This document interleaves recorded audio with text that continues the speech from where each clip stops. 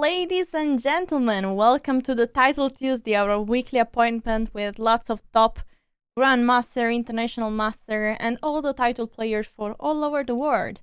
Good evening from Central European time, unless Santeram is here from Switzerland. How are you guys? I hope you're doing well.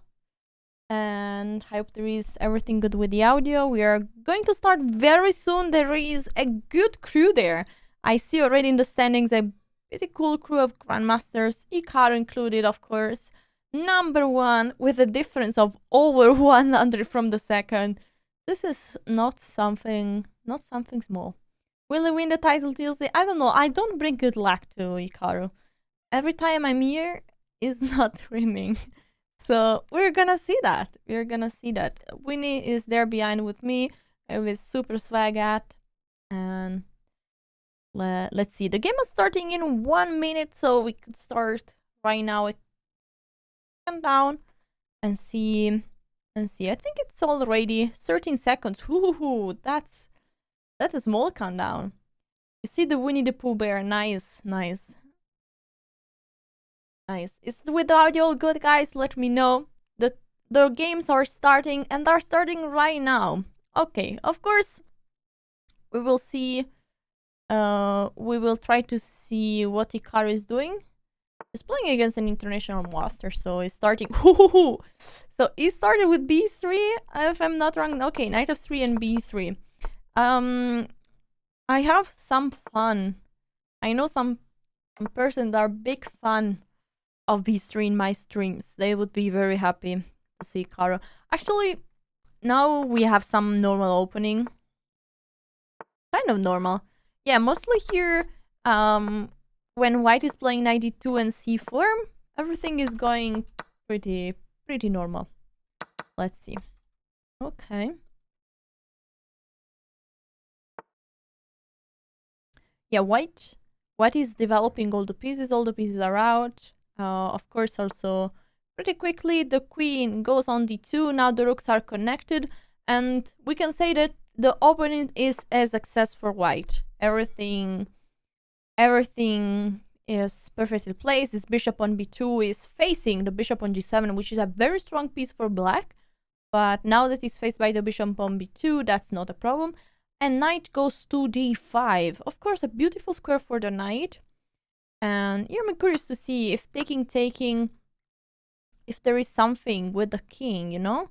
Knight g4, this bishop is hanging, but probably should not be a big deal. And worst case, white can just capture with the pawn so that the bishop on b2 stays protected. Here we are. We could have seen something. Okay, the bishop was taken and Ikaru took with the pawn. Knight to g4, bishop take g4, and everything got exchanged. Okay, now let's see Ikaru technique to win this. Here white has just a very small advantage due to this pawn on c7. Look at the pawn.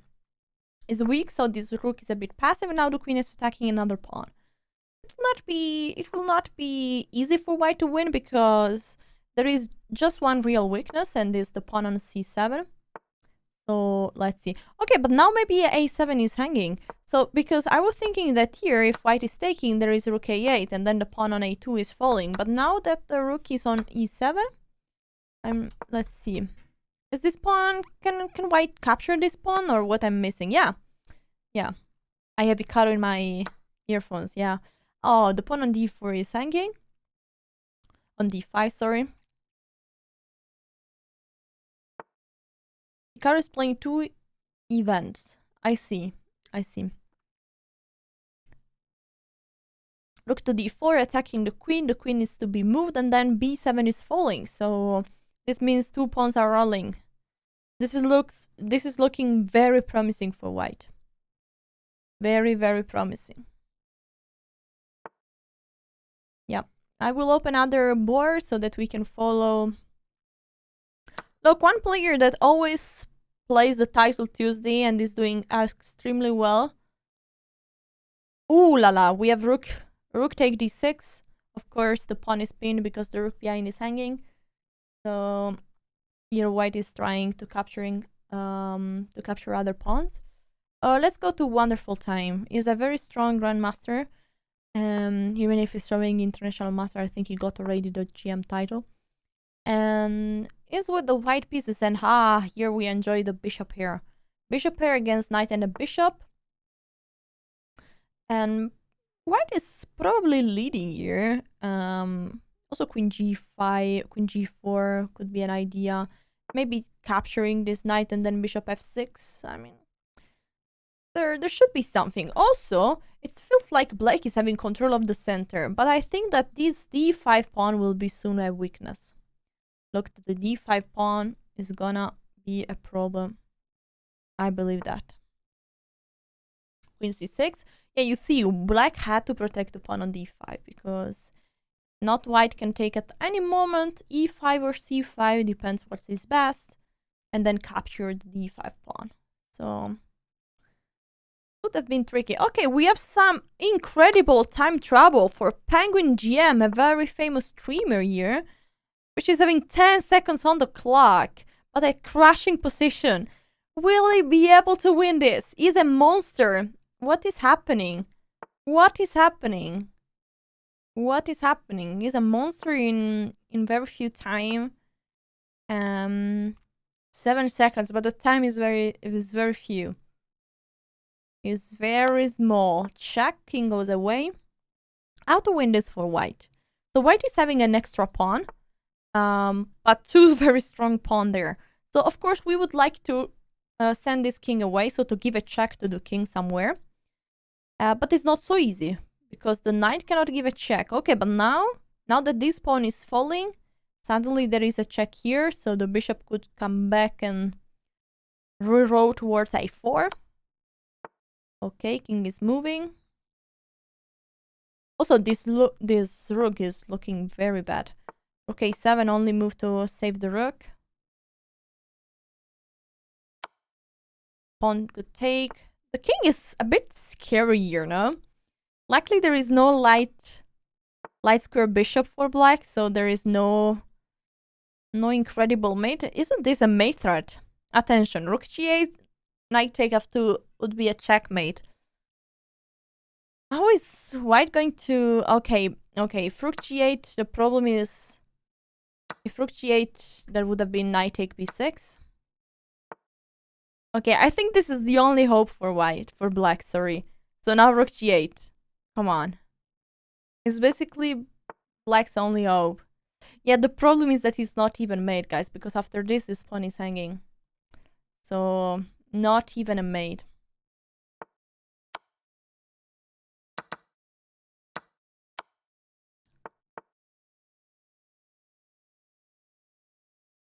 Not even a mate. Yeah, and now white is just winning. I mean, 2 rooks for 2 exchanges up, so I think that's nothing to do for... Let's go to another game. So here we have, I think this is, I know this Russian women international master. Okay, Dinara, I know his name. So I think I should recognize her. I think she's living in Germany right now. So, but she's playing against a very strong grandmaster that from USA, Brandon Jacobson. But look, white was a piece up. What happened? Here white is a piece up, and it looks completely winning. But this move is a mistake. Because white is losing. White lost the pawn on d7. It was the pawn that was keeping white into the game. So now it should be just a draw. Yeah, I don't think black is having any chance to win here. So it should just be a draw. It should be just a draw. White needs to check like a crazy woman in this case. And this should be fine. But there is also no way for white to win. Because if there is no check, black is promoting. So the only thing white can try to do is to keep giving checks everywhere. Yeah. Ooh, attention. Ooh, attention. Attention. This pawn is now helping. Oh la la. The pawn was helping. It looks like the pawn could have helped to give some checks. But now not anymore. No longer. Oh my god. This endgame. Oh la la, oh la la, oh la la. Oh la la. This endgame is crazy. Okay, maybe now a draw. Maybe now a draw. Yeah. Wow. I want to go shortly back because there was some moment where the bar exploded. So what happens here? Still a draw? Oh! Look, the bar... Whoa, whoa, whoa. What's that? Oh my goodness. G6 here is winning? Are you crazy? Whoa! Apparently this would be winning for white. And this is so crazy. Wow. So, can we try just to stop the pawn? The problem is that if we stop the pawn, now the queen are disconnected. And so maybe there is an attack. Check here. King d6. Queen d3. The king needs to go to protect one queen. And then we take the queen and we promote the other. Oh my god. Oh, but can you imagine that this is... Oh my god, this is an amazing puzzle. Chess.com, clip this, because this is an amazing puzzle. Level 3, 8000 maybe, I don't know. Good level. Guys, make a screenshot. This is an amazing puzzle. Look. White to move and win. It's brilliant, I think. G6 and G7. Alright, okay, I don't want to lose my mind in this amazing thing. I will do a screenshot, by the way. And is round number 2, guys. So of course we take the board of Ikaru. Here we have a King's Indian defense. Knight to f3, g6, c4. Yeah, everything normal up to now. Oh, Queen c8. Whew, this is something unconventional. It's clear that black wants to change things. Yup. Pretty unconventional. Hello over there. Hello, chat. Hello, everybody. Is the chat warm? Can we warm up a bit the chat? Because here we have a very sharp opening. You know, guys, the King's Indian is one of the most sharp opening. Black is gonna play e5 at one point, and then black is mostly going for crazy attack on the king's side. Something like e5, knight e8, f5, then even f4, pushing all the pawns in the face of the white king. And we have brilliant games with the king's gambit. So let's see. d5, this is very typical. The knight will go probably to be... Okay, I want to see Eric Hansen from the Chess Bryce playing. So I want to see also Mr. Eric. Not Eric Hansen, but Eric Hansen. So white to move here. Eric is having the white pieces. Which opening was this? I mean, lots of pawns got exchanged. So maybe c4, d4. Yep. Something like this. Oh, it was a Queen's Gambit accepted. Look at this. All the pawns disappear from the center. And this is the position we have currently on the board. Against a FIDE Master Multino 06. So this position, what can we say about it? All the pieces are developed. Black king is not yet castled. And now that the king is castled, it appears like the queen on c7 is having an uncomfortable spot. So rook c1 is logical. The queen is now to b8. Again, uncomfortable spot. The queen is not really great there because it's just blocking the rook on e8. So knight a5 putting pressure on the bishop that is protected by the queen. Look at this knight also protected just by the knight on f6. So I think here white is having a very good position. a6 attacking the bishop. Now option number 1 captured there. Then the knight on d7 will be hanging. But maybe... Oh, I like bishop c6. this idea looks fancy. This idea, bishop c6, because if bishop is taking, nice. If bishop is taking, knight takes back, and then the queen needs to go here. And then, I mean, again, everything is very, very... I don't know if even something like knight take and rook c7 could be an idea. But it looks that white is having the game in full control. And something that Grandmaster teaches us every time, that when white is having such a good position, we don't have to rush. The first move that came into my mind is to exchange this strong knight for such a bad bishop. But no, guys. Grandmaster teaches us that we need to be calm. Improve always our position. a5, you know, a5. Now the queen is in a better position, attacking the pawn on b3. This pawn cannot be protected, so why not just let our opponent do bad moves? Because here black cannot really solve his problem. So now e4, improving, attacking this knight. Where is the knight going? Back to f6. Okay, then we won a tempo. We increased our position. And this is just showing top skills of grandmasters. They can slowly improve their position, torture the opponent, and get a winning. You see, white is also having such a pressure on the clock. Black is on 15 seconds. Knight to g4, attacking the bishop. I guess Eric will... Ooh, okay, now we have some... So probably he saw something, yeah. Now we went for something sharp. Now black is having so few time, and they exchange the knight for the bishop over there. And now queen c7, attacking the knight on d6, is pinned, attacked and attacked it and protected twice. But let's see, can white attack a third time? Bishop b6, looking at the rook, the queen is away. Now maybe h3. The queen got removed by the pin. Oh la la, oh la la, oh la la. Queen away, attacking the knight. The rook was under attack, so black had to capture there. The pawn on b7 attacking the rook. Rook moved, exchanging of rooks. And now maybe something on c8 will come. Ooh la la, ooh la la. Queen takes, sacrifice, and then rook c8 is coming. So this would have been an easy clap. Alright, let's move to another game. Okay, what did Hikaru do here?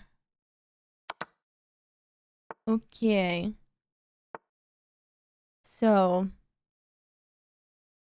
black is having two pieces.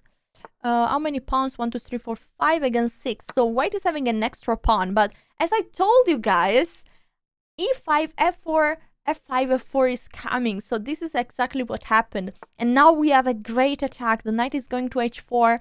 F3 is possible. There are way too many threats here. Black is just having an great position. Okay, knight c6. This knight is just too far away. Is not helping. f3. King f2. Now maybe. Ooh, queen h3, queen g2 was looking really great.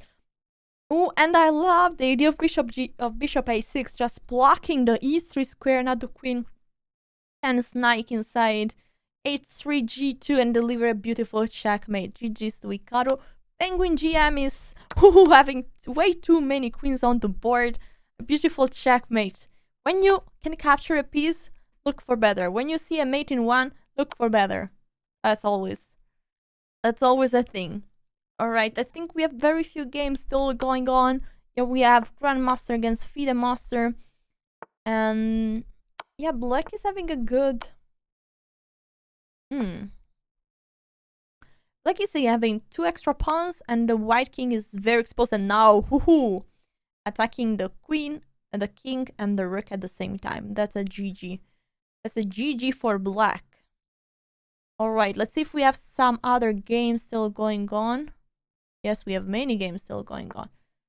Ooh, we have a rook hand game with a half pawn. Yeah, this should be a draw. This should be a draw. And here black took a right decision. You know, black needs... Here is very critical. Oh, sorry. So here is very critical. Black took the right decision to run towards the short side. You know why? Because black needs to go with his rook on this long side where he has lots of checks and white king cannot run away. Oh no, what happened? No, what happened? Those endgames are so tough to protect with few time. So probably here... Oh no, this is the wrong move. Probably the rook has to go down. Yep, it did. Those are so hard. Really so hard. Probably the rook here is still making a draw. But those rook endgames are really... Just impossible. Oopa. Just black 1. Black just 1 year. Black just 1 year. Okay, this is also over. Let's see if there is any other game. Oh, here we're gonna see a very nice technique, guys, because this is... Now the king is going. So this is winning for white. But white needs to be careful, you know, because you cannot allow the pawn to promote. So you need to... Yes, you need to do this. You need to... Exactly what we see. You need to force the king, in this, to give a check here, to force the king to not leave the pawn, so not go to c1, but to go in front of the pawn, occupying the promotion square, and then you can always bring the king more near, closer and closer, closer, and then finally and eventually you can capture the pawn and give mate. Good, so I think all the games are over, and so round number 3 can start. Here we have some games. Ooh. I'm Italian, so... You know, there is also a superstar, Italian superstar, Grandmaster Moroni that is playing. He plays always the Title Tuesday, I think. He's also streaming. Let's see this game. I'm curious. So, he's also a very sharp player, so his games are definitely fun to watch. This is a Grunfeld for black, and an unconventional line against the Grunfeld. I just want to play a game, you know, see what black is doing here. Okay, so here we have 4 against 2, which is pretty unconventional for the Grunfeld, because mostly is black that is having an advantage at pawn majority on the queen side. So, what I'm saying, black is still having the pawn majority on the queen side. Sorry, guys. Alright, let's go back to Hikaru. We have another game. He's playing with the white pieces, and this time it was again on b3. So, he wants to play this system.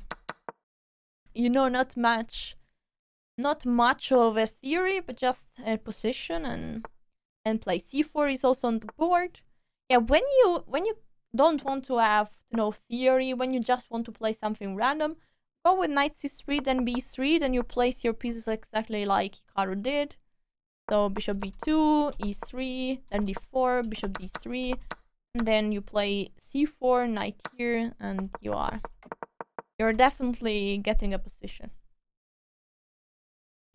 So right now white is doing fine, I would say. This center is curious. a3 looking at the queen. This is curious. See if I can find something fancy. Ooh, Eric won already. How did he won this? Rook f8 and he just won. What happened? Too much respect here. I don't know what happened. Maybe a disconnection. I don't know. Okay, here we have Giammoro. a4. Okay, this knight is not having too many squares. Also white is having the bishop here, and if this knight is going, the pawn on a7 is falling. So if a5, I think knight to c8. Of course, now the knight is attacking the rook on c1. So white needs to solve this first. Maybe, okay, exchanging, and now a5, knight c8. Yeah, my precision with the mouse is incredible. Okay, doesn't look too good for white anymore, because this bishop is so good. And honestly, if a5 just knight to c8, and then how is white going on? The pawn on b3 is attacked. Okay, bishop take, pawn take, and rook b1. Okay, solving the problem on b2. Now white needs to try to activate this knight. Let's see. Let's go back to Hikaru.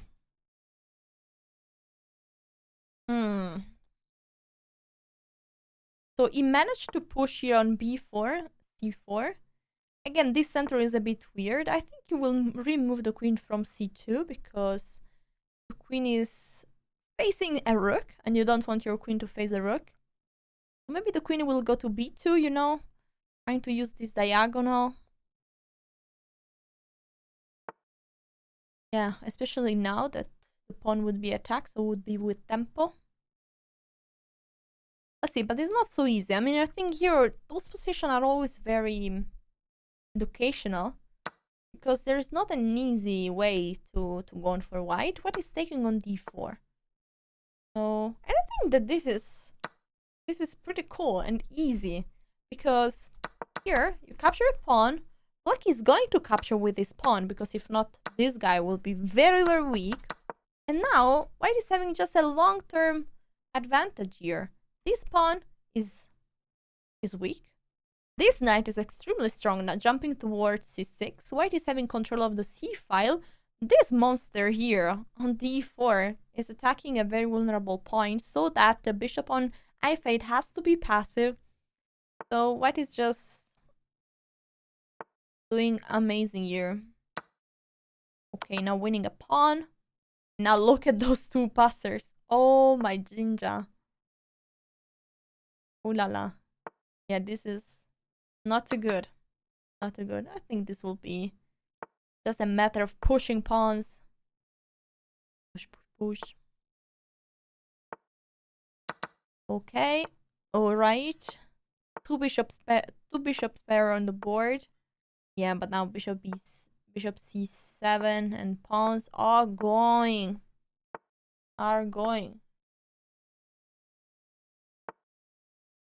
Ooh. Alright, let's go to another board. We have here Swiss fighter against Alexander Bortnik. This is a rook hand game where white is having this passed pawn. But that pawn could be even a weakness, honestly.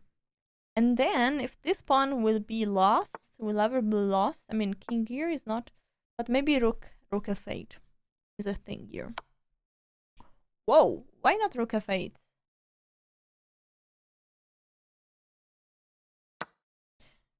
Maybe rook f8 now. Alright, but now it's just a draw. Now it's just a draw because 4 against 4. Just a draw here. Not more than that. Okay, let's see. Giammoro, Hikaru won, by the way. Let's see Giammoro. What is he going to do here? Taking d3. Bishop back. I mean, he needs to use this knight. Now the knight can be a very sneak piece. Especially with, you know, with just 1 second of increment. The knight is so sneaky. Now the knight is already going to f5. Attacking bishop and pawn at the same time. Bishop f8. White is pushing a pawn at a time. It's important to try to find new ideas with the knight. Okay, knight to e5 asking pawn endgame. Woohoo! Black is saying yes, but now this pawn endgame. How is it looking? Is it looking good? Bad? White is having a pass pawn, and this is so important in pawn endgames. Instead, black is not having a pass pawn, so this is just winning. Completely winning. You know, white is blocking. There is no way for black to create another pass pawn, and so this is just lost. Look, always posing this question can be so tricky. Here, black have to be just patient and to keep the bishop against the knight, and probably this would have been a draw, but you know, always try is important. Okay, oh, this is the rook endgame that got to be a pawn endgame, and now we have just a repetition and it will be a draw. Do we have any games still going on? Of course, we have many games. One master from Kazakhstan against international master from Romania. The pawn was close, but not promoting. Black is just winning here. Yeah. Queen is on the board. Another rook endgame. Wow, this pawn structure is looking crazy. I think white can try to win here. Because even if black is taking that pawn, this shouldn't be a problem. Okay, white needs to try with king c5, I think. Okay, no, white is just going for a draw. Okay, black. Okay, black. Oh my god. Black doesn't want to repeat. Yeah, because black is the player with more rating. But this looks so good for white.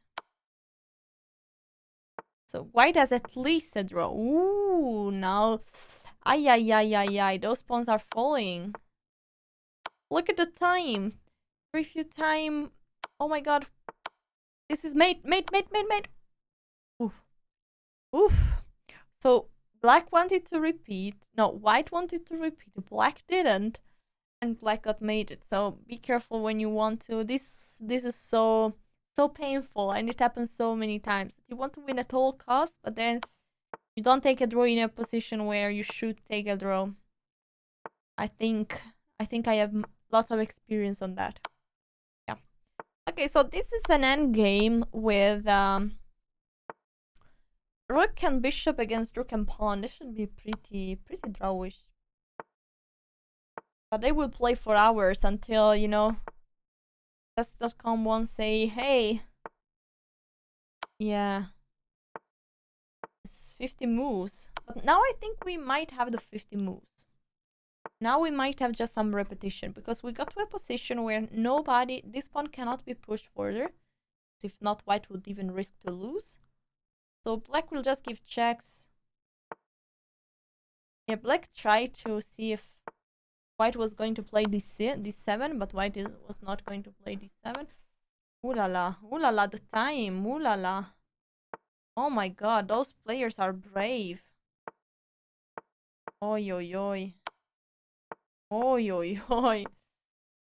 Yeah, I saw 1 minute, just 1 second, so many times. Oh, black managed to capture. Oh no! Why is this happening? No.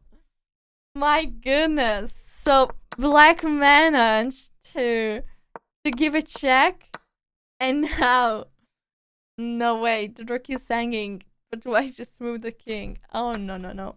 That's so unfortunate. Wow.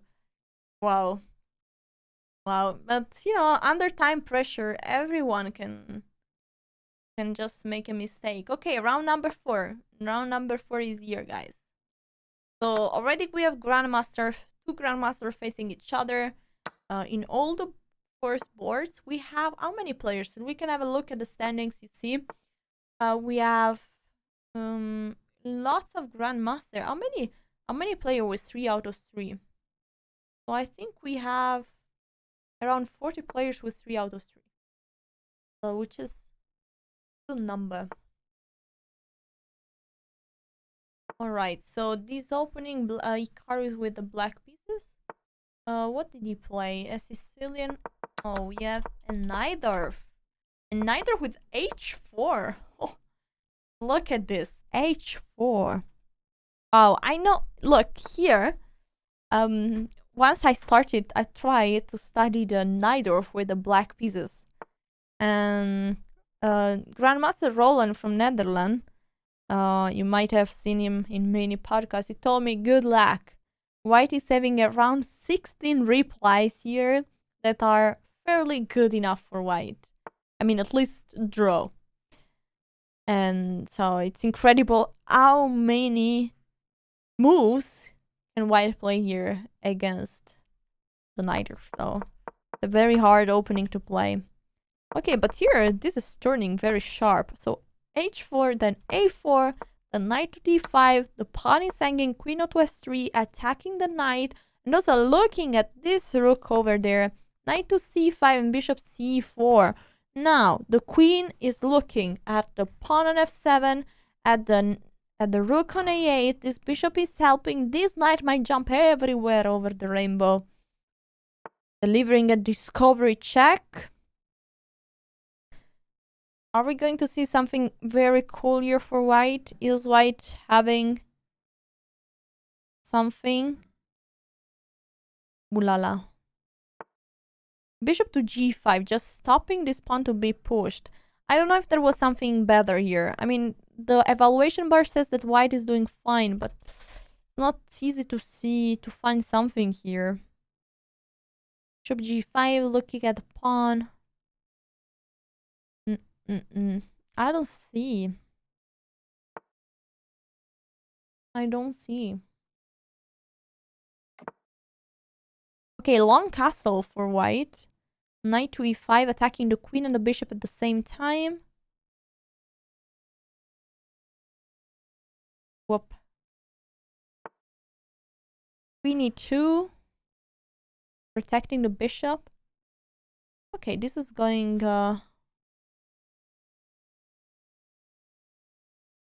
slow. Let's see Joppy, what Joppy is doing.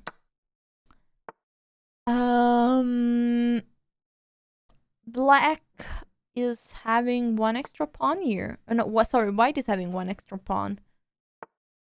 So, but black is having lots of active pieces, so this is not clear. b2 is hanging, and if one of those two pawns is falling, then black is the one that is leading, because white will have a weak pawn, and black is also having the bishop here. So this is a very, very tricky opening position. Let's go to another game where white is having a bit more control of the center, probably having a slightly better position because this knight is very flexible, and it's also the knight is just avoiding both breakthrough c5 and d5, so for black it's not so easy to go on. But if black manages to play one of the two, c5, probably c5 is reasonable, and then the position would be at least equal. Hikaru is here. How did this game go on? Not many moves, I gotta say. Whoa, bishop take e7. What is this?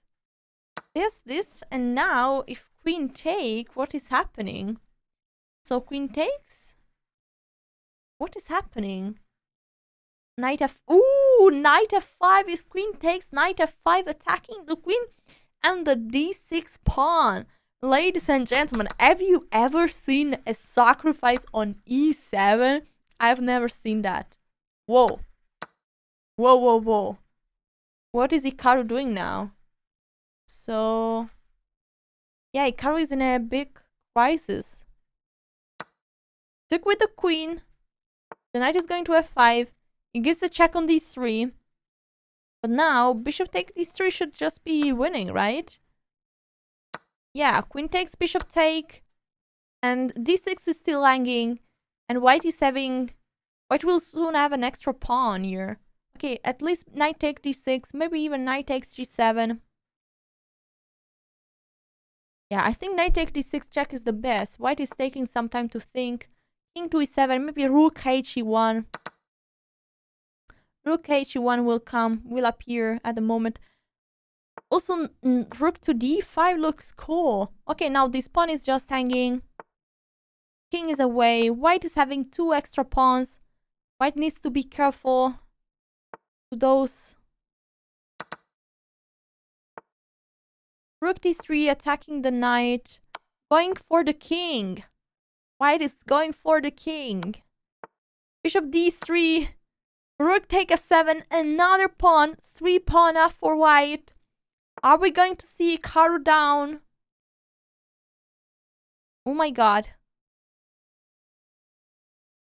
Rook d8. The knight is moving.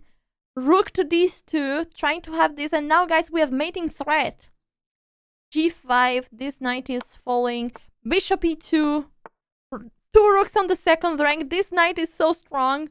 Rook is taking the king in f5. We just need a mate somewhere. Check. The king needs to go back. King to g4. The players are having very few time. Honestly, white needs also to be careful because, yeah, especially now. Look at this. Now, how is white? Okay, maybe b3. But this pawn is now falling. Now there are many checks. How is white? The idea is that rook c2 is now maybe... Oh, no, no, no. Now it's making a draw. Ooh la la. Ooh la la. What a save. I think white had to kind of avoid this by placing a rook on a7 maybe.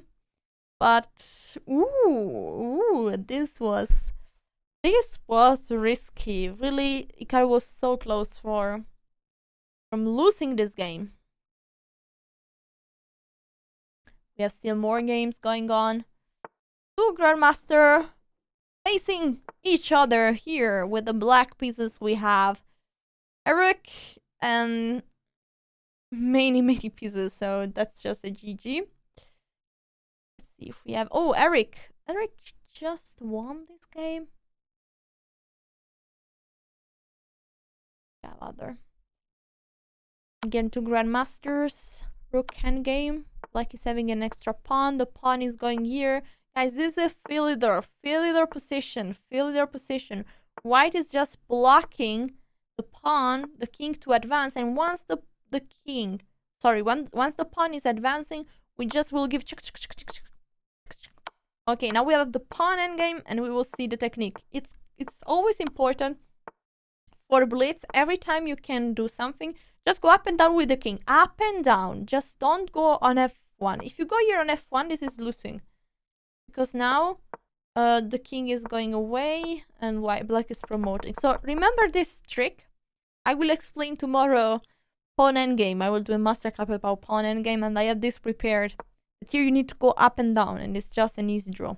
And the game ended up in a draw here. You see? See? Up and down. And when you... Sorry, I'm a bit confusing. So when your opponent is forcing you not to go up and down, so king d3, then you move the king away. But if not, you go back. Now down again. And after this is a draw because either black is not protecting the pawn or giving stalemate. Okay, this is very basic. Let's see. We have two more games in the... Okay. But better to refresh the basics than looking at this endgame. Right, guys? I think we switched to another game. Well, this is fancy. This is fancy. It's not so easy to win, right? This is really not so easy. I've played in Blitz this, and it's definitely not easy. And black needs to be careful at some double attack, because then it would be a draw. So, of course, as always, the technique to win is just to bring the king to the edge. Oh my god. I want to see how many moves were played. So I think that the last pawn move was pretty long time ago. It's not so easy. This is not so easy. The king is just going around the knight. And it's not so easy to find a way to win. You see, check. It's always tricky. Will black be able to give checkmate before 50 moves? Also, look at black time, really 2 seconds. But okay, it seems like black is doing that. Okay, not king to c5. Oh my god, not king to c4. Okay, good. Black knows. Black knows. Oh yeah. Oh yeah. Wow, black found this. Ay. Black found it. Wow, what a technique. Really clap to black. It's not easy to do this. It's really not easy. It's more tricky with a rook. Yeah, that's true. It's more tricky with a rook because you can have lots of stalemates. But also with the knight is tricky, guys. So, GG's. Bravo. Bravissimo. Alright, guys. All the games are done. We have 5 rounds are here. We can have a short look at the standings. Actually, they are not yet updated. So, we will see them as soon as we will be back. Lots of fun, short break. We will be back soon with round number 5. Don't miss it, and see you soon.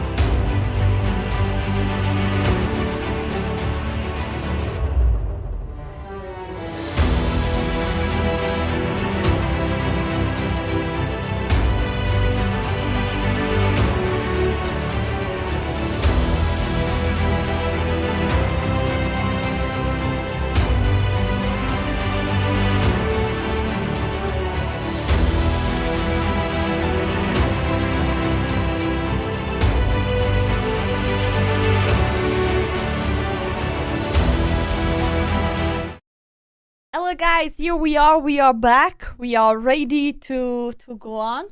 As you can see here, we have the standings. After 4 rounds, we have many Grandmaster with 4 out of 4. So 16 Grandmaster from Ikaru made already a draw. So in about 2 rounds, we will have already probably a leader, 2-3 rounds. If math is with me. So next round 8, then 4, then 2, maybe 4 rounds even. But okay, we will see some draws. We'll see some fun. Round number 5 is about to start in very few. And let's get it. Let's get it done. Let's see. D4 is on the board. Chopper did his first move. I love to see all those nicknames. They are. I asked already to the chat to wake up. So guys, if you are in the chat, just say I and show that you are here. If not, I stop this commentary. I'm kidding, but you know, show the vibes, show that you're here. And yes, like Melon's 9, and I might know. So Chopper is the current leader of the title Tuesday after 4 rounds, and is starting this game with the white pieces with the Queen's Gambit. G4, C4, Bishop goes on C5. Now all the center got exchanged. This is going fast, you know. All the center got exchanged, and Black is having a weak pawn on D5 and Isolani. This pawn is actually always a double-edged pawn. Sometimes it could be strong and sometimes it could be weak. It depends a lot. Black should try to push D4, because then he could get rid of the pawn, and he has just all the pieces placed amazing. Now D4 maybe. Is D4 the move? No, it's not happening. Alright, so I want to open Eric Hansen game. Because Eric is an extremely strong player. Also a great streamer. This prize, they're one of the first chess channel on Twitch, let's not forget it. And it's definitely one of the biggest. Bishop E4, Bishop D7. Ooh la la, Rook to D1. Bishop back. To G1. So Black is having a pretty good position. Sorry, White is having a pretty good position, because this bishop here is blocking the D file and also targeting on F7. This bishop is extremely passive on the other end, and this is a bit counterintuitive, because most of the time we would say that if the pawns are blocked on the same square of the bishop, this bishop should be bad. And this would be true if the bishop would be on E2, for example. But with the bishop there on D5, this is completely different. This bishop is strong. Really strong piece. But if the bishop would be on E2, it would be another story. Bishop on E2 and pawn on E4, that bishop would be... not say bad words, you know. So, let's see. I want to see Wonderful Time, what he's doing.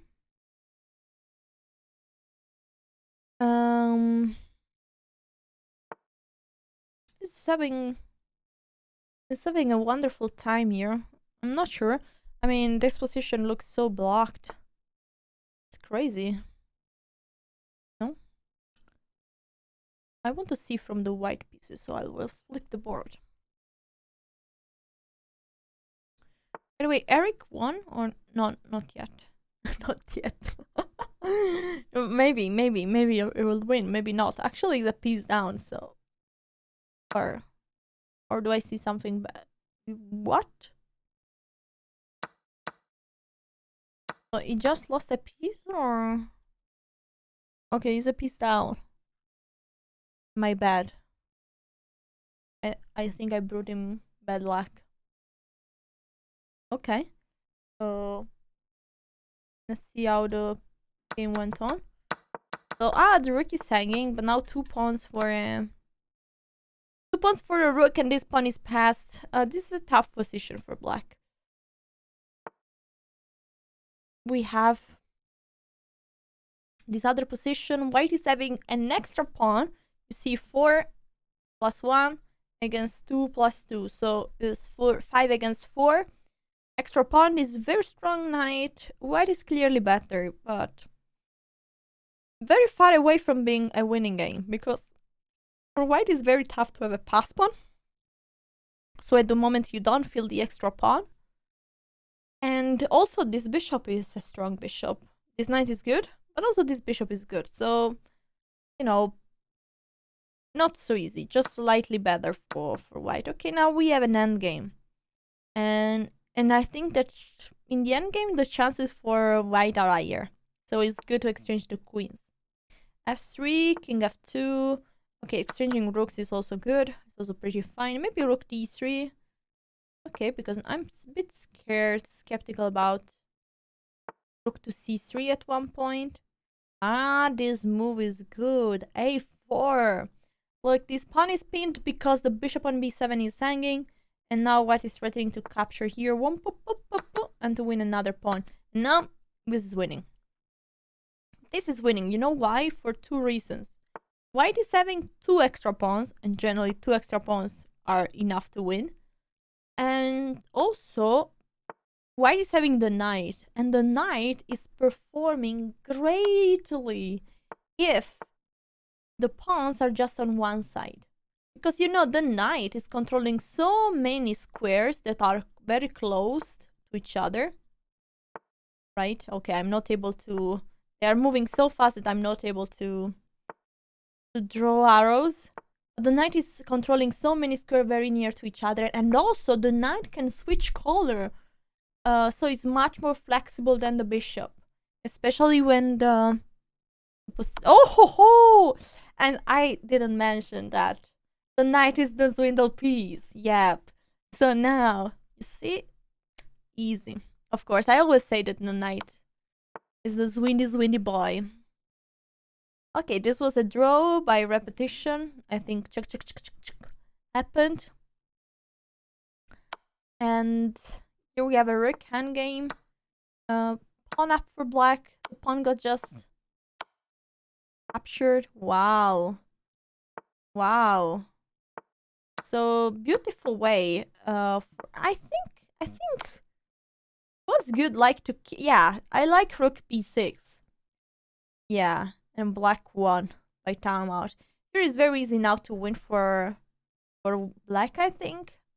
I think it's just enough, you know, to go with the king to keep pushing the pawn. And once the rook needs to stay there, you can just go with the other rook to capture all the others. Maybe it's not so easy as I said. Maybe it's not so easy. Oh, maybe. No, yeah, it's probably easy because the king can go there, and then this would be always... There can always be some checkmate threat. Right, let's see. Any other game? Well, not too exciting, I would say. Black is having 2 extra pawns, but this is a draw probably. Yeah, this is 100% a draw. 100% a draw. You know, guys. So with the h pawn is a draw. With the g pawn, if you have this position, this is a draw with the h pawn. If you have whatever you have the h pawn, whatever you have the g pawn is also a draw. If you have the f pawn is winning. I will tell you why. So if we go few moves behind. Oh my god, this pawn was always on h3. Oh my goodness, really? Okay, this game is already going for a while. Okay, so wait a second. Let's make this pawn disappear. Okay, so here in this position, white needs to keep the king in those 2 squares, right? Because if not, black is winning by giving a check and promoting. And if the king goes to f2, this is winning because rook h1 is happening. And after rook take, we have this and we win the rook. So the only way for white to hold this is to go on h2 g2, right? To stay there. And when we are having an extra pawn, this pawn on h on the g file is not useful, because even if you push all the way, of course the pawn cannot be captured because of check and then promotion. You just will keep the king there. Now the king cannot be checked, because of course if check you capture the rook. So not good. And white will just move the rook up and down, up and down, up and down, down, down, down, down. Give check, check, check, check, check, check, check, check, check, check, check, check, check, check, check. So the king cannot hide anywhere behind the pawn. So this is just a draw. I can, yeah, and the game ended up in a draw here. So you believe me. We have, wow. We have round number 6, guys, just started. And a3, a5 was the move played in the first board. Yes, nice. Nice. Amazing. What is this? And now we have a very strange... What is this? Okay, we have a very strange Spanish. But I would say that is definitely better for white, because, yeah, a5 is definitely not a move you want to see here in the Spanish. And a3 is not that bad, but a5 is committing. It's pretty committing. So, of course, black is trying to play some d6, bishop d7. So black will have his... will get his position. Maybe g7, bishop here. But okay, fancy opening. They want to troll each other a little bit. We like that. We like that. Let's see what Hikaru is doing, because he won the previous game. We didn't see much of that. So now he's at 4.5 out of 5. Which is, of course, a very good result still. So far. So, white is having all the pieces developed. Black as well. What opening was this? It was an O'Kelly, so with a6. Okay, this is a very flexible system. I like that Hikaru can play anything, really anything. Anything. Yeah. B1.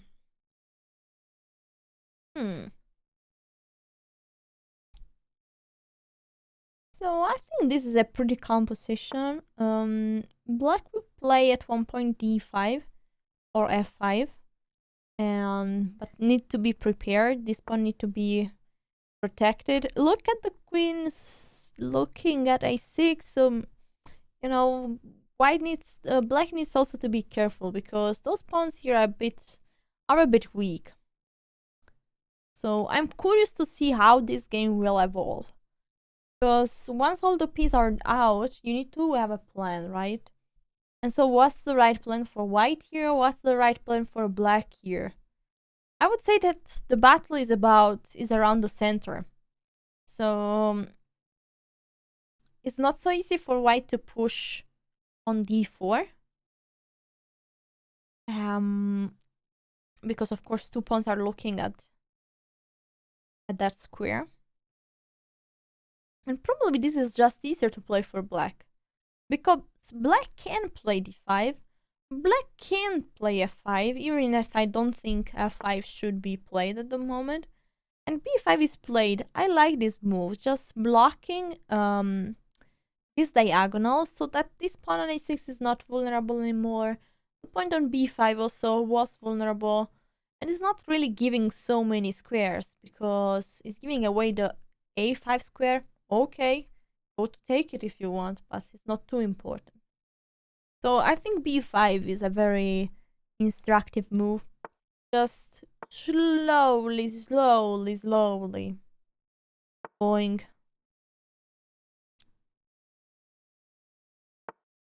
on. Rook here, the knight might want to go towards... Of course, white would love to have a piece on d5 stably there.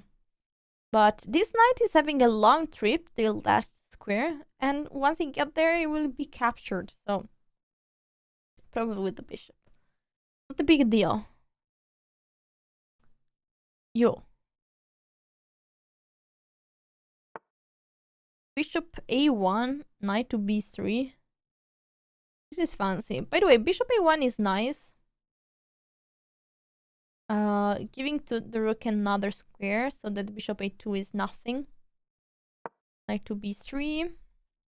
This is the current position. Okay, let's move to other boards because let's see this board. This was board 1, the famous a3, a5 high theory, guys. And this is what we have. We have this position, 3 and 4 against very symmetrical position where white is having a better position, I think. Because look at this rook and look at this rook. Look at this knight and look at this bishop. What I'm gonna say. I'm saying that white is having more active pieces and more chances.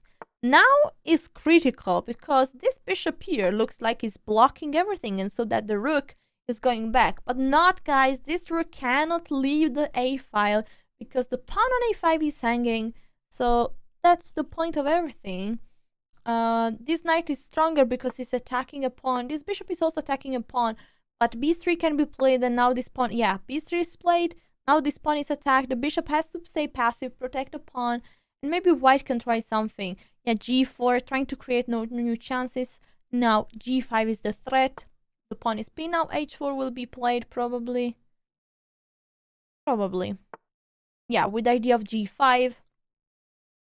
This is pinned. The king cannot go to support the pawn because the knight is looking at the bishop. So king to b7 with the idea of bishop here. But now g5 is played, of course. Now this pawn is pinned. Black will push. Taking, and now new opportunities for white. Okay, this... Yeah, this is just losing... Oh my god, but this is not so easy. What is white gonna do after? Rook to a8. This is pinned. Okay, maybe just king d3. But it's important to move it away. Ooh la la. Okay, it's giving up the piece. And now white is having 3 pawns. 3 pawns. Oh, okay, but this is just winning because now there is rook g3. So when you have pass pawn are so strong. Oh, last trick. But that's a GG. Wow. Amazing. Cool. Well done. Foreest is choppy and he's now leading the title Tuesday with 6 out of 6. That's a performance. Let's see what Hikaru is doing here. Ooh la la. Hikaru was nearly giving checkmate. This is a check. Isn't this mate? Check, king here. What am I missing? Ah, e5, of course. Of course, there is e5. Look at the time. White. Come on.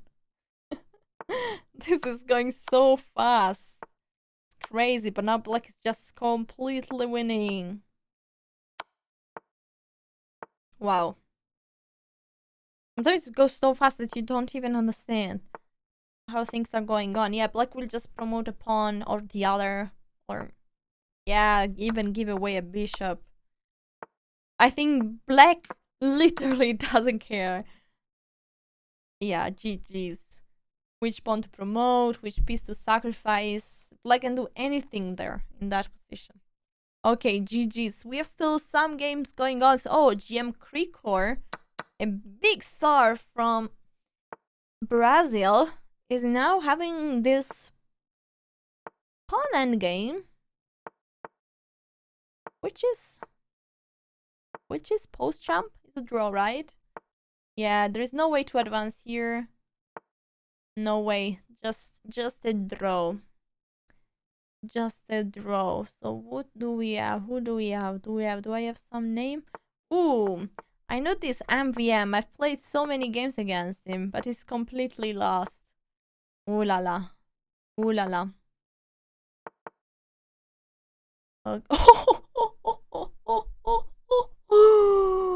Ooh la la. This was kind of a tilt. Okay, I think like, yeah. I think like, yeah, this is happening in not so high level chess. You know, you play till the end, you want to see the stalemate. Actually, I mean, it's high level chess, so like, what am I saying? This is top 95% of Chess.com. Amazing. Alright, congratulations to White for not stalemating. Okay, we have this last game, guys, going on to International Master Peru against Belarus? But yeah, Belarus, exactly. So, ooh. Okay, but this is just a draw. This is just a draw. Yeah. Just a draw. Okay, guys, so next round is about to start. There's still this game going on. What are they doing?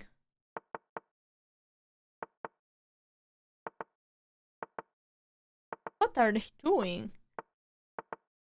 Okay, they're having some nice time, I think. Do we even need to see this? Okay. I think they want to show a mate with 3 queens. Come on. We want to see the checkmate. Check. Imagine if this is handing on a stalemate. Oh my god.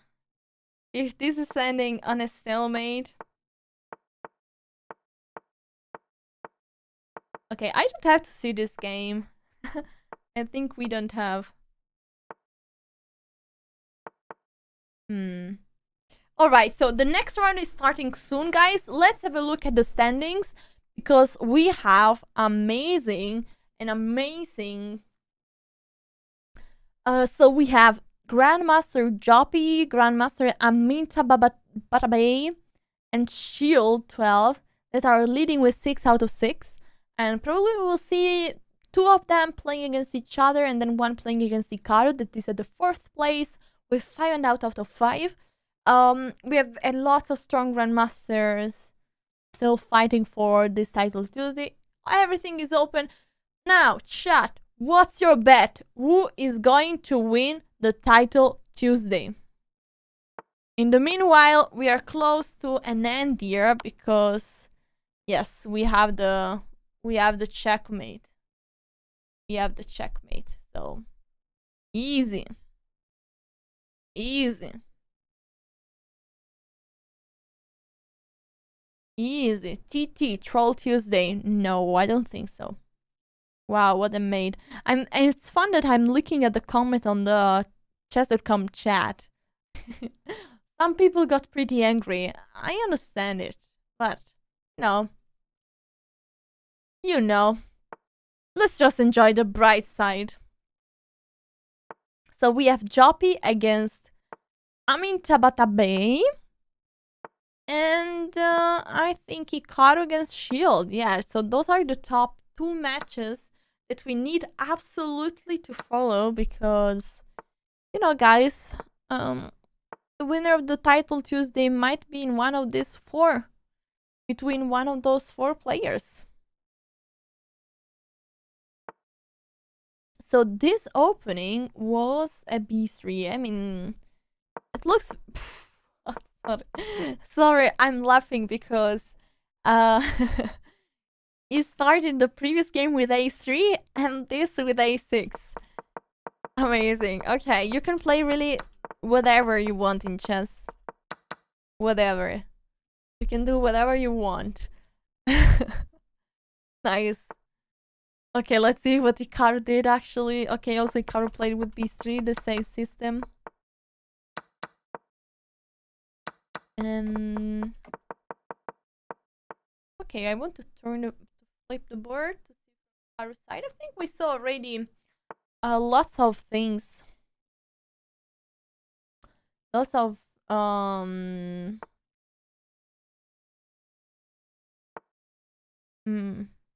lots of position with b3, this structure. This bishop facing, those two bishops facing each other. Yeah, this knight is now strong. The queen is attacking the knight. Not clear how white is going on here. But white is having always this slightly better position. White can maybe play bishop... no, not bishop d4, because e5 probably is tactical problem. The bishop got exchanged and now it's just a battle between the two knights. This queen looks a bit, you know, out of squares. If c5 is happening, then could be dangerous. Could be dangerous.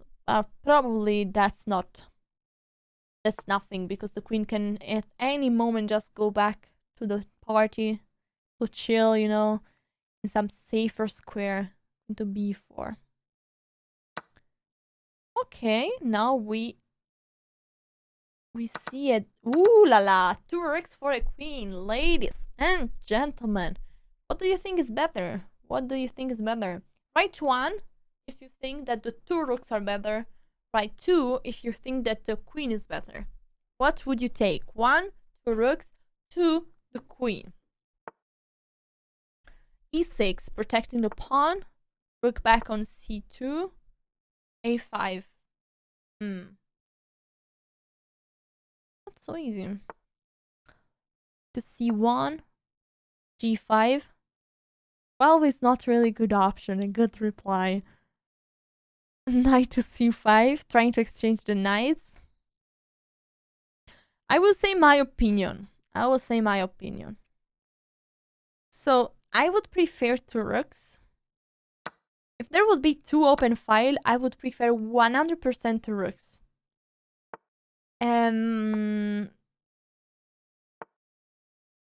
It's complex because the queen is... I understand that you don't want to take a position, you know? Choices should be 1 for the queen and 2 for rooks. Okay, let's do that. 1 for queen and 2 for rooks. What do you want? 1 or 2? So maybe now it's easier. Let's see if we have the votes. I'm not sure. Maybe I would take the queen, honestly.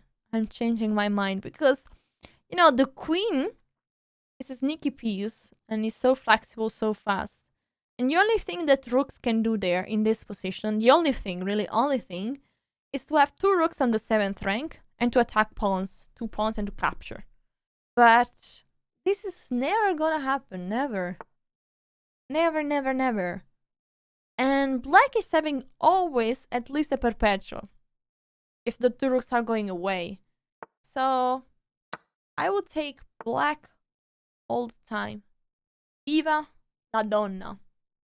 Viva la donna. It means go queen, something like this. Sorry for my Italian. Yes. So the beast is taking the 2 rooks. Let's see. I'll take the queen here. I like the queen. Let's see shortly what is happening in the other game. Here we have our first board. And what is this? So black is having is equal material. Black is having pawn majority on the queen side, so black can create a pass pawn over there. And white is having this knight. So as we saw, the knight, if the knight is alone, so if the pawn are just on one side, so if all the pawn of the queen side would disappear, imagine those 3 pawns to disappear, white would have an extra pawn and the knight against the bishop. That is better. Ooh. Oh my god, this was some emotion, but actually nothing. All good, all good. Now the queen is to a5, a very strong square, where all the pawns are protected, the checks, there is no check for black. But I think that here black is having practical possibilities, because black can create a pass pawn, probably. And in that case, white is risking to lose. Yeah, queen a8. I like this move, just going for the pass pawn. So once this is the right way to play. You need to create a pass pawn, and of course to avoid checks, you know? Let's go back 1 second to the two rooks against queen. Alright, the two rooks got active actually. This pawn is dangerous.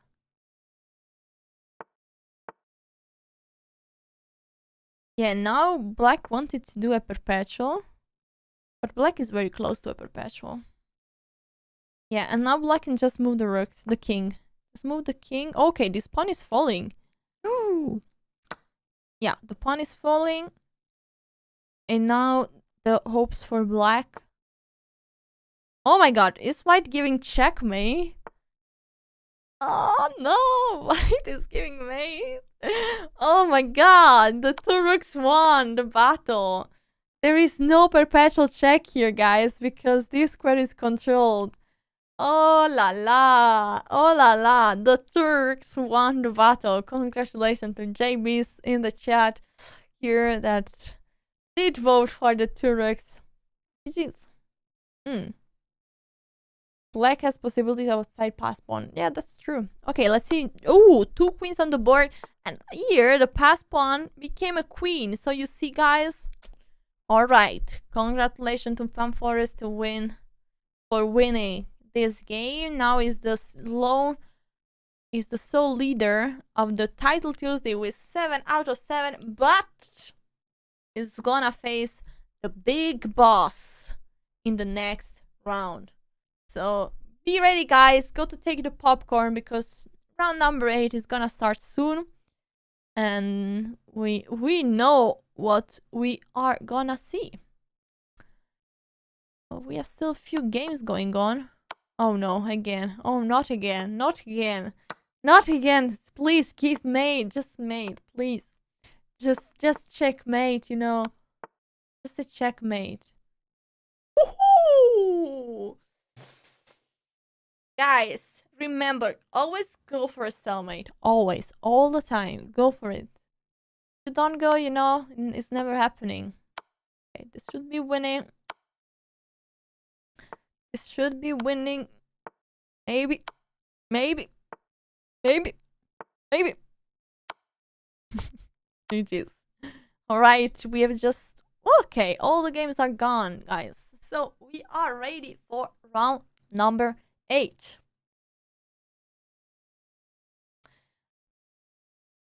Round number 8 is about to start. Big matchup between Joby and Hikaru, Foreest and Nakamura. Who will win is one step closer to win Title Tuesday. Let's get into it.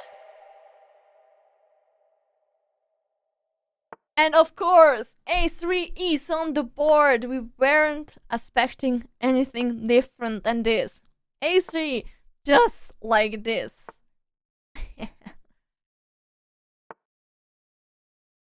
And now it looks like a London system, you know? D4. And then bishop f4. Now the bishop back. Wow. C5. C3. Honestly, I think that something didn't go right. Didn't go well for white here. Because black is having a pretty fine position. Whoa, p4. Wow.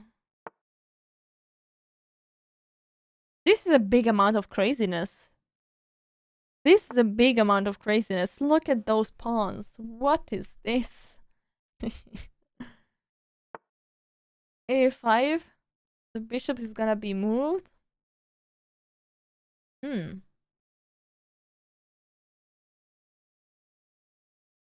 bishop is gonna be moved. Yeah, A5 also crazy. But at least with an idea, you know? You want to capture here. And then this rook is unprotected. So A5 is fine. I think A5 is fine. No, sticking to the plan. B5, of course. Blocking everything. Yeah, I think this B5 is needed. It's also leaving. you know, removing this natural square for black. Now e5. Yeah, I think black is trying to prove white wrong, but is not succeeding, because now white will probably just play bishop c4 castle, and suddenly white is having a pretty fine position. So let's see. Okay, the rook is pinning the bishop, but I'm not sure if that's a big deal, because now the knight is going to c4, the queen has to be moved, and probably something like, you know, yeah, queen c2, bishop e2, castle, rook d1. And honestly, this position is fine. Yeah.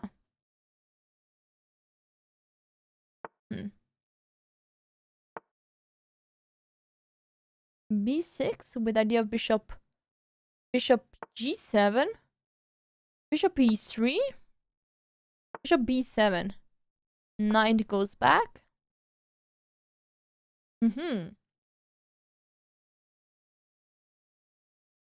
Knight goes back.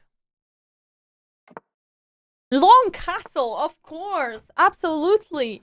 Let's just castle the king on the long side. Why not? Why not? Okay, so now white is having a... Wow, it's incredible. Jorden with the white pieces.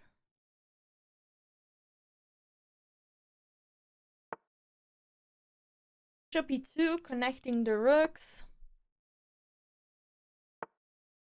King to b1. So apparently here, white is controlling all those squares, but white is having an extra thing here. The position looks so black, but white is having the c4 square. So the fact that the pawn is on c3 and not on c4 is a big thing for white, because it's giving that square for the piece to, you know, to try to have to be aggressive. I think here white needs to exchange the rooks and maybe even the queens.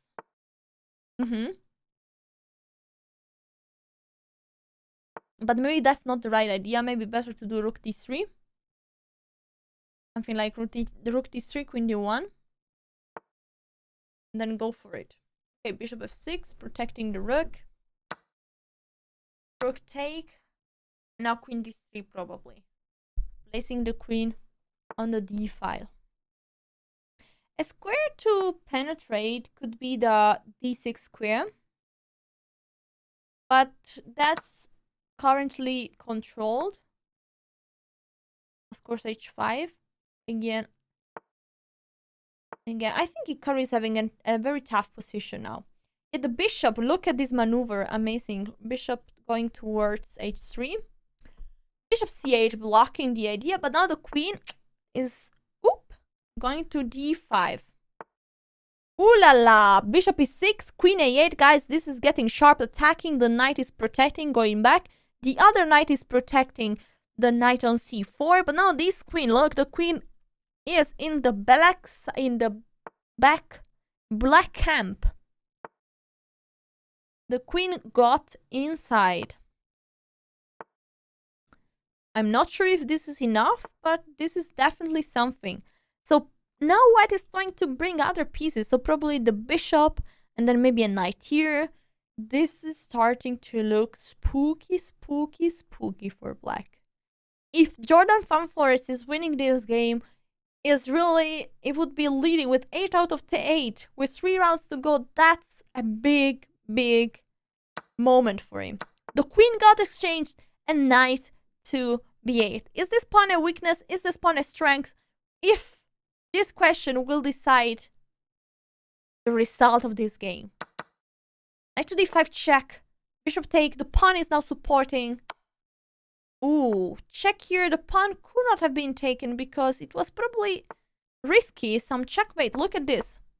What if the pawn gets taken? This is... Whoa, that's strange. Maybe this, maybe check. I don't know. But let's follow the game. Let's follow the game. So, king to c7 and g4.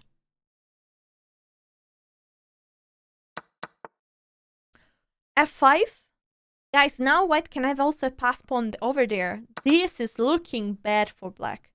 This is looking really, really, really bad. Okay, the knight over there attacking the pawn. Now this knight is attacking this other pawn, so maybe c4 is needed. Maybe. Okay, look at the time.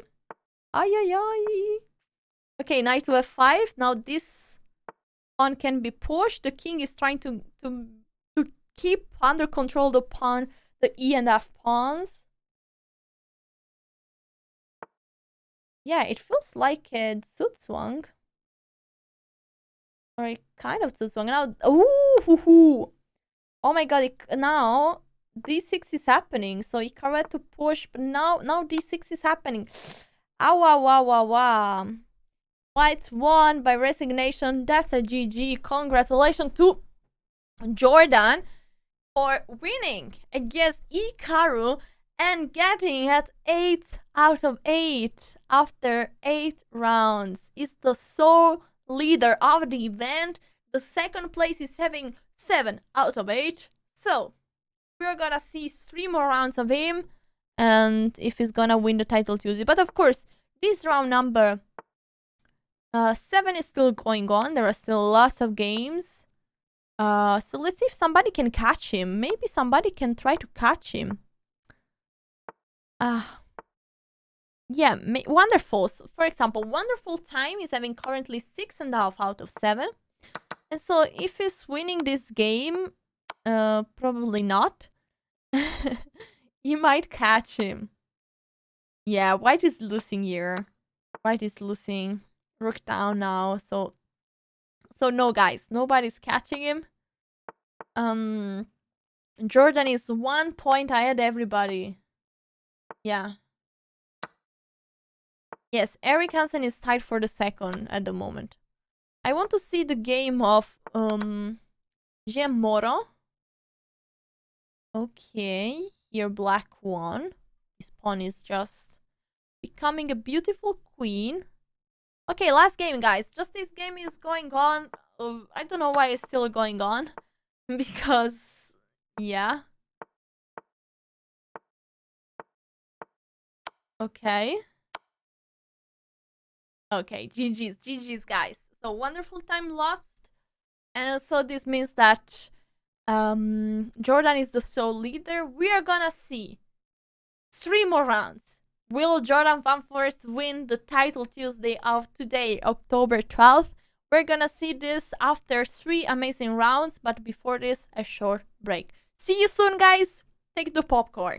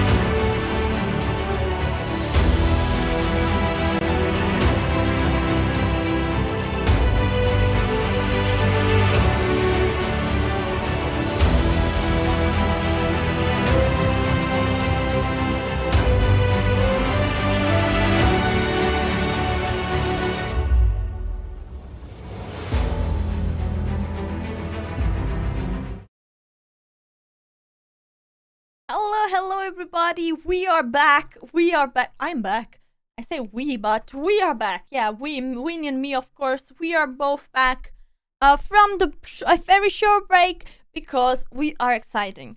We are gonna see in the next 3 rounds who is gonna win. So now, Josh, I'm asking you to write 2 if you think that Mr. Joppy, I say 2 because it's called Joppy 2. So write 2 in the chat if you think that Joppy, aka Jordan from Foreest, is gonna win the title Tuesday. He just won against the big boss, Hikaru Nakamura, in a very intense game. It started with the move A3. So, will he win? Will he not win? You believe? Chat is believing. 2. Mr. 575 is believing. Mr. Queen, we don't know. But probably. And after Joppy, there is Chopper, so it's kind of funny nicknames. Okay, let's see. Let's see what is happening, guys. Round number 9 is here on the board. Let's see. Oh, actually started since already few moves. Oh my goodness! Look, A6, B6. If Joppy is winning this title Tuesday with the A6, B6, this is proving that you can do anything you want in the opening, guys. Stop studying opening. Just play good chess. This is what chess is about. And you can win the title Tuesday with A6, B6. No limit. There is no limit. Alright. Alright. Hikaru is playing against Aminta Batape. Very hard name to pronounce. Queen takes c5. I think he played again this b3 thing. As always, playing against the Nisolani right now. Okay, fine position for White. White is probably again a bit better. Yeah. A very important, a key point when there is an Isolani, an isolated pawn on the board, is to see if the player with the Isolani can, at one point, give it away with d4. So exchange it for another pawn. And in this case, I would say no, this is not gonna happen. And so the only way to exploit the strength of the Isolani is to try to attack towards the White King. But here it doesn't look too easy because knight to e4 is not possible, and so I'm not sure how Black is gonna go on. Knight h4, this is leaving some chances. Maybe d4 could be a possibility. This also, sorry, knight e4 could be a possibility because this knight is not protected. Okay, maybe both. Maybe both, and I'm a genius? Maybe both. Let's see. Maybe both. Okay, knight d5, nearly. Close. So now knight to f5, attacking the queen and the bishop. The queen needs to be moved, queen here. And after this, look, we capture. So the point is that Black gave away the Isolani. Now White is having a pass pawn.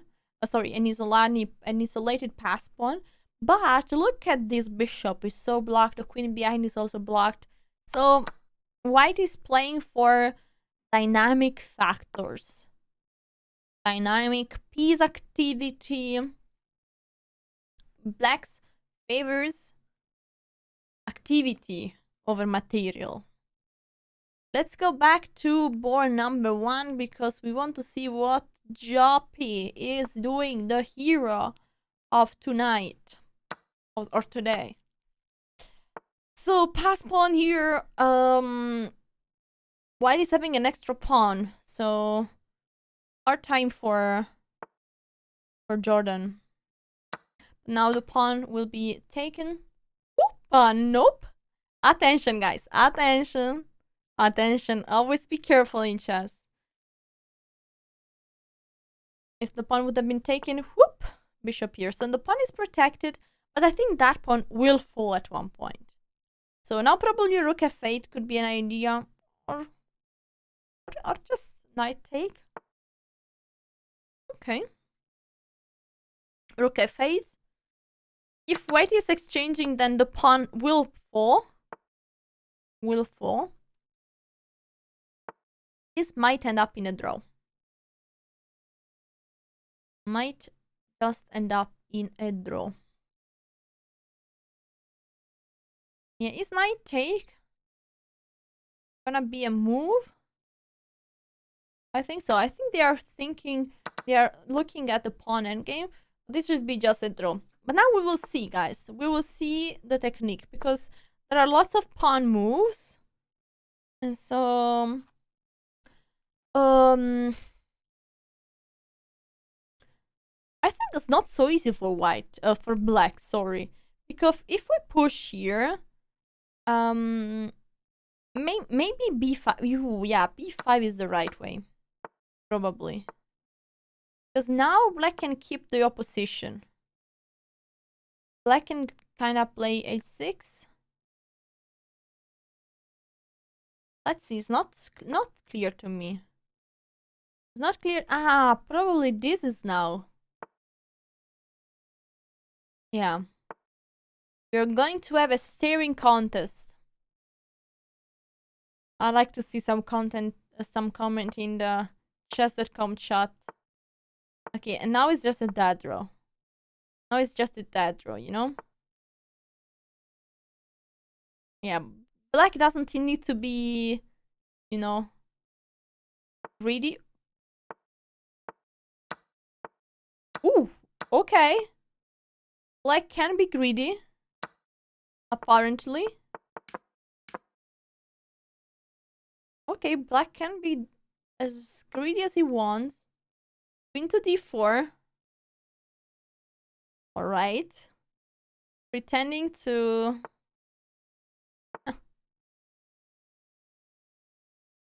Yeah, but this is a draw. I like that they try. They really try a lot. They really try to see, okay, two queens, let's play on. Let's play on, okay. I want to see more. I want to see more than this. Now the problem is that, yeah, no, now it's just a draw. Yep. Now queen to e4. And GG's. Alright, so it means that Jorden is still leading, but now with less of a difference, with just 8.5 out of 9. And you see, the boy from the brass, Eric Hansen, is there with 8 out of 9. So we might see a direct match between Joppy and Eric, or maybe also MSB, the Grandmaster from Germany. Okay, what did Hikaru do? Hikaru is still playing. Ooh la la. Hikaru is having an extra exchange. An exchange is an exchange up. And... yeah, this should be just winning. The pawns are falling one after each other. And... yeah, black lost some time. Okay, a few games still going on. Let's see. Knight f3, c5 in the master from Brazil. Is here with the black pieces, but is completely lost. Timed out. Okay, also this is lost. So 3 more games. 2 FIDE master. Checkmate on the board. By a pawn. By a sneaky pawn. And your way, maybe we have something a bit more stable. Rook and knight against rook, bishop, and pawn. La la, this is... ooh! No! The bishop said goodbye, my lover. Goodbye, my friend. But now, attention. White cannot exchange rooks. Yes, this is the right way. This could have been tricky because... if white would have exchanged the rook, this is sadly and suddenly a draw. The pawn of the rook file cannot win if the bishop is not of the same color of the promotion square. So be careful when you have the A or H pawn. It's most of the time a draw. You need to have the right bishop in order to win. Okay, all the game are out, guys, and we are ready for round number 10. Job is playing against MSB. Grandmaster from Germany. I'm not sure who is his name. I'm not sure. Maybe chat knows it.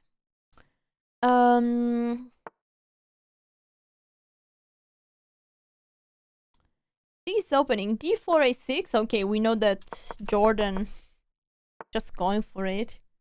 Oh, for the fun. Yep.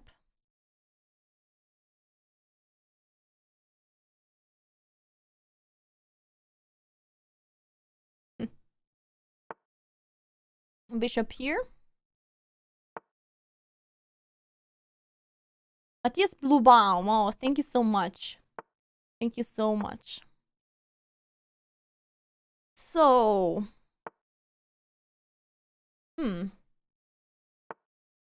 yeah, also the letters are helping. Matthias Bluebaum.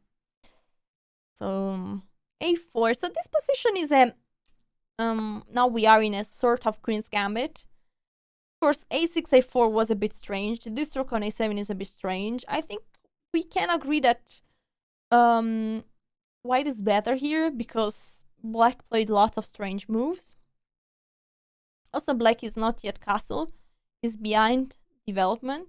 So it's still a question where to place the bishop on f8, where to place the knight, where to castle, and how to go on.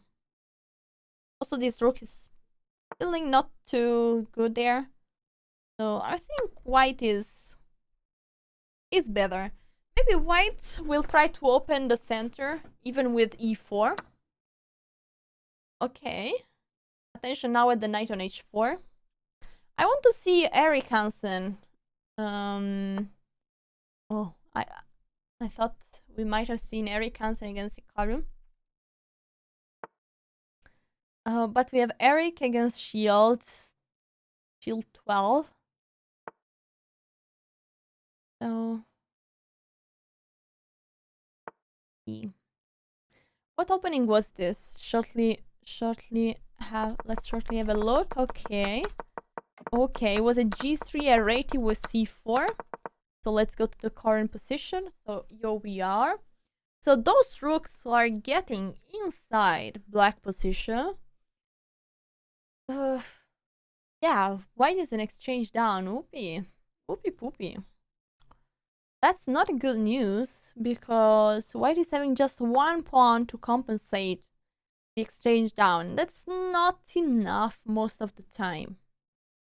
Yeah, white can try to like move the queen, push the b4, create a pass pawn, but this requires lots of tempos. So I'm not sure if white is in time to do all that.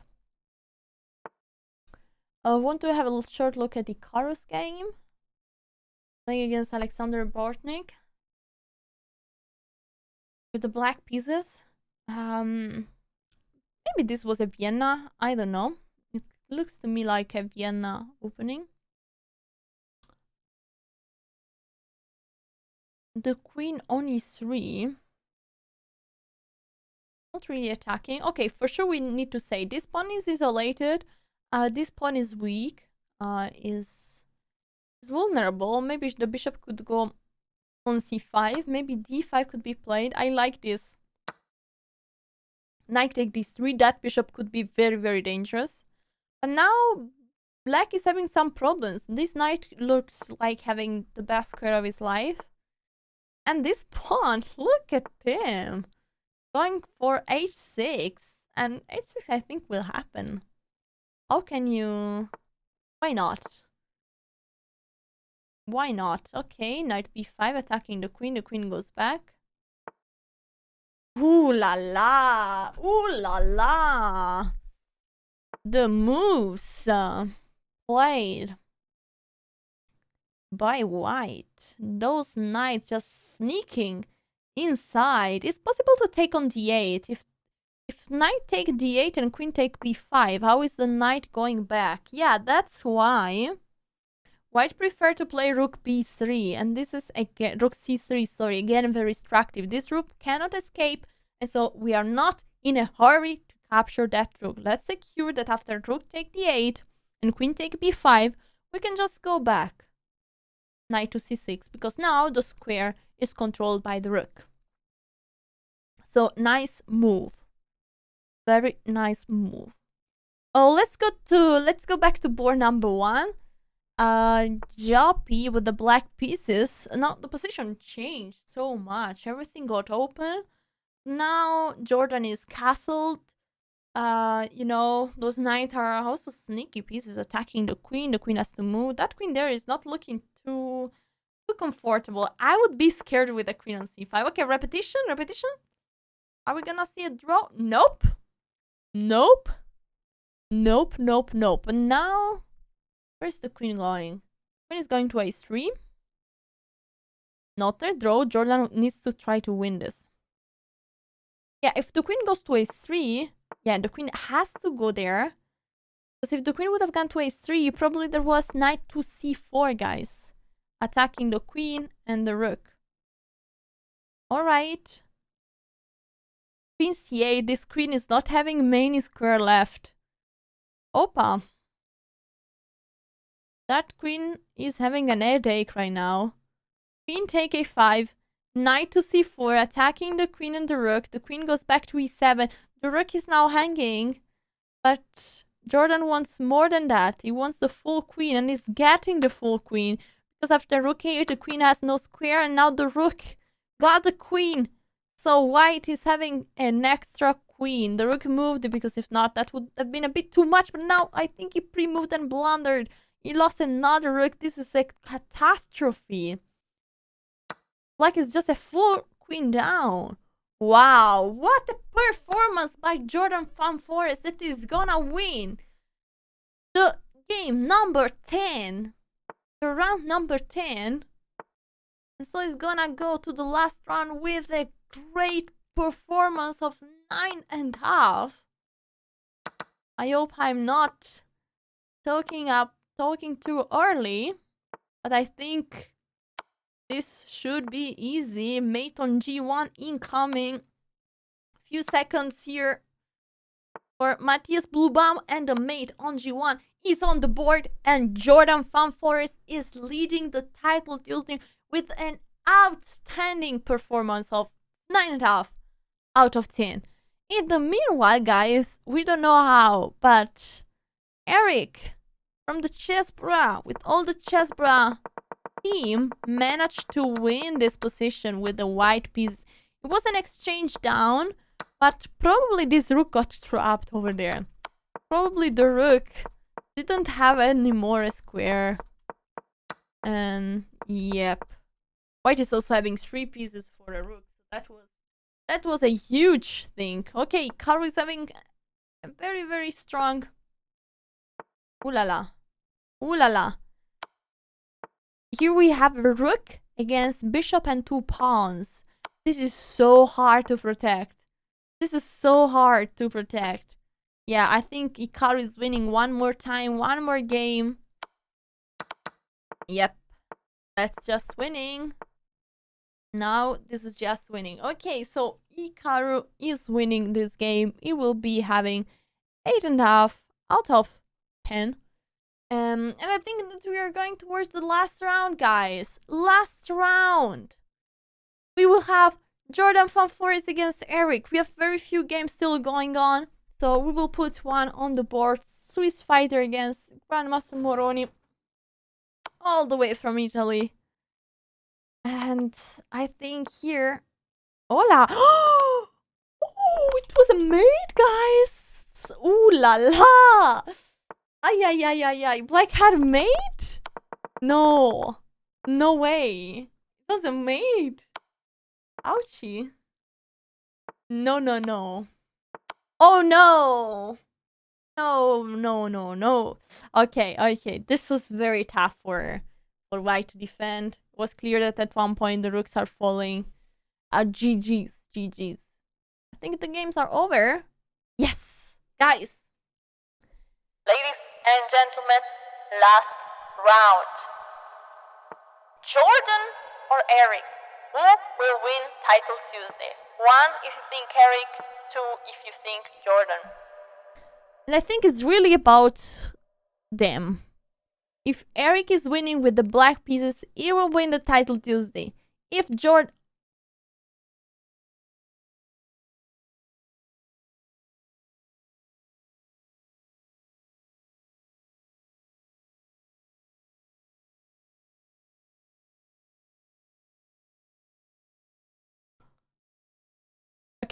Okay, it's just... Okay, the fun is gone. The fun is gone. Eric, what is this? Okay, never mind. It ended up in a draw. It means that Eric, I don't know, Eric was not feeling good, probably. I don't know. Jorden is winning the Title Tuesday, and Eric is probably second, or maybe third, or maybe there around, somewhere there around. What I have to say, beautiful game. I think we will see other games, because, yeah. Let's see if Hikaru is getting to win a prize here. If he's getting to the top 3. Let's see. A5. The knight might go towards B6?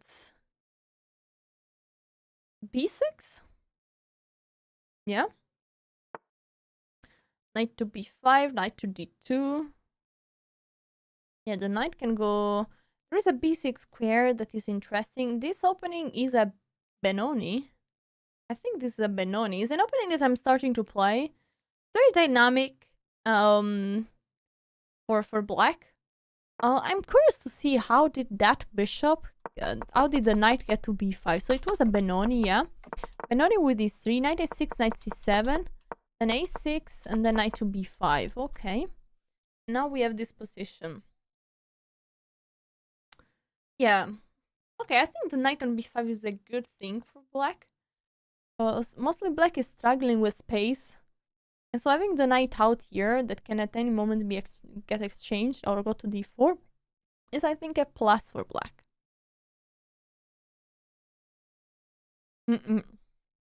Yeah, let's see if we didn't have a look at it yet. So let's have shortly a look at the prices. Let's see what we are what they are fighting for. The winner is bringing home $750, second place $400, third place $150, fourth place $100, and then there is a prize for the best female and for the best stream, both $100. So there are some cash prizes, you know, and you know, Jorden is bringing a good tip home, $750 for 11 rounds, and we will see who will get also. Who will get some cash tonight.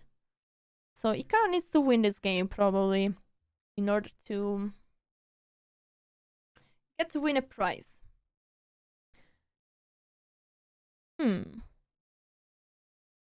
Yeah, the knight. Yeah, this is not so easy. Here in this Benoni structure, white is trying to play f4 in d5. It's of course not so easy because once you push e5, then this pawn is very vulnerable. So you need to take care of many things. Many things. Yeah, I thought there was an earthquake. But there was no earthquake. It's good. So knight to h5 is a very typical move. And sometimes f5 is also an idea for black. Let's see, let's go to see other games. Maybe we have something more a bit more fire.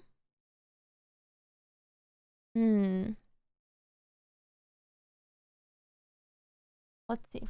Kazakh fighter against Alexander Bornik. Here black is having an extra pawn. Look at this. And okay, the knight is back.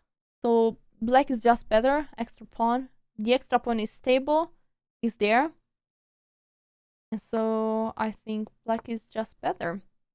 Okay, rook d8. I want to see the next few moves of black. Because now white is having the position under control. But if black is if black manages to exchange a couple of knights, then will be a clear advantage. Okay, g5. This is strange, honestly.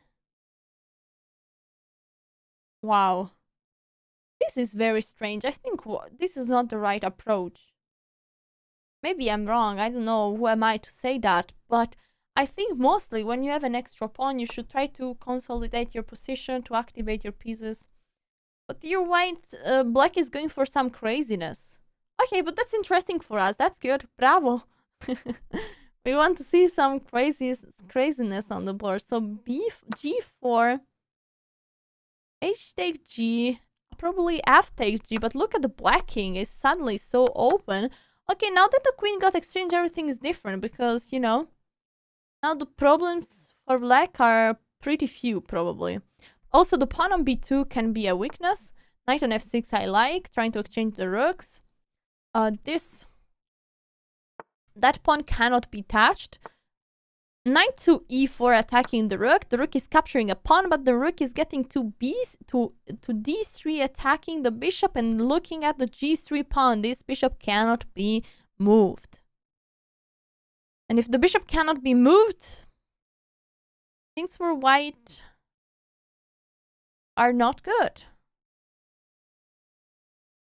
But this bishop is protected, so that's not a problem. So knight here. Yeah, the problem is that now this pawn is very weak. Okay, white is getting pawns back. White is suddenly a pawn up now. Wow, but now the bishop is a problem, you know? The bishop got moved. But g3 is not hanging anymore, no longer, because the knight is not anymore on e4. But maybe knight e4 could have been a thing, right? Because from e4, the knight is also controlling the check on g5. Knight e4. Knight e4. Knight e4. He went on e4. He captured there. Okay, we have a rook endgame now. The b2 pawns is swallowing. I think this is gonna be a draw. This is going to be a draw. Okay, nice. Did Hikaru finish his game? Yeah, Hikaru won his game. Hikaru won his game and is now second at the second place at 9.5 out of 11. So congratulations to Hikaru for his second place. Okay, this is just gonna be a draw, so we take another game. This is interesting, a rook against two minor pieces and a pawn. But as we saw, this is way too much. Wait, is black trying to see yeah, black is trying to go for a stalemate. If queen, maybe it would have been a stalemate. Yeah, GG's. GG's. Okay, guys, we have very few games still going on. Very few games. So here we have two grandmaster, opposite color bishop. This should be a dead draw as well. Yeah, black is having under control those pawns. So what black needs to do is just move the bishop up and down, up and down, up and down, up and down. Up and down, up and down, up and down. Alright, I didn't like this. I would have preferred to keep the bishop like this. Oh. Yeah. Honestly, black can even lose another pawn. I mean, not this one. Not this one. But black can even lose this one. Without any problem. Just a draw. Just a draw. This is just a draw, believe me. Just a draw. Let's see if we have some other games. Any other?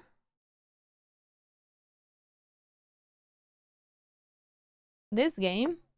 Wait, are these like... Both games look so similar. Both are opposite color bishop. And that's fancy.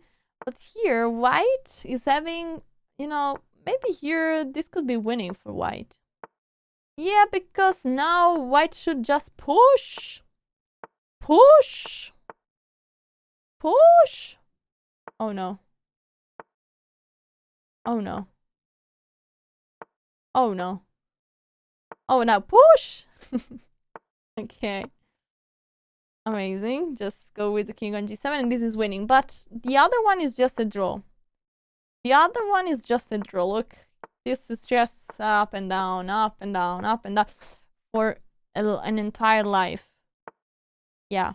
So when the pawns are disconnected, you have chances, right? Instead, in this is just a dead draw. Nothing to do, nothing to do. All right, guys. We will have the background of this game. This game will soon finish in a draw. I don't think there is too much to discuss about. Just opposite color bishop. No player can capture any pawn. No player can push any pawn. And the king cannot do that much. The time is also enough for both players. So this will happen. This will end in a draw, and it did. And so the title Tuesday is over. Let's have a look at the top 3. Number 3, Eric Hansen. Second place, Ikaru. And first place, winner of the title Tuesday. Big congratulations to Jorden van Foreest from Netherlands. Congratulations, guys. Thank you so much for being watching this. Congratulations to the winner. Congratulations to everybody that played and showed some good quality chess. And I hope you had fun, guys. It was intense. When I comment Ikaru doesn't win, I don't know. I don't bring him good luck. I'm sorry, Ikaru. I hope you're still friends. So, guys, appointment tomorrow with the Arena King. I will also be doing commentary, so see you there for some Arena King excitement, and of course appointment next week for the title Tuesday. Thank you for being here. You've been good good viewers. See you guys tomorrow. Bye bye.